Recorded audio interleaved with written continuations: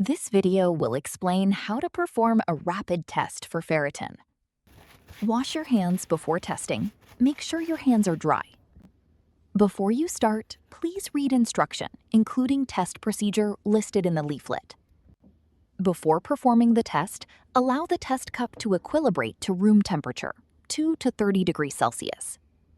Check you have all components listed on the packaging and ensure you have a clean work surface to lay out your test components: cassette pouch, instruction, lancet, diluent, and alcohol pad.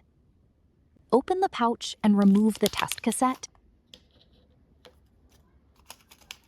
and capillary dropper. You can see a line on capillary. Rotate and pull out the lancet cap. Clean your middle fingertip with the alcohol pad. Allow to air dry. Prick your finder at the side, as it's less painful than at the tip. Give a little squeeze to get more blood. Without squeezing the capillary dropper bulb, put it on the blood. The blood will migrate into the dropper and should be up to the line on capillary dropper.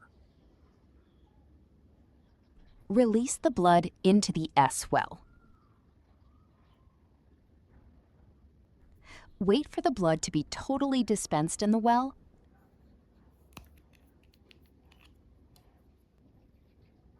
Add 1 drop of buffer into the S well.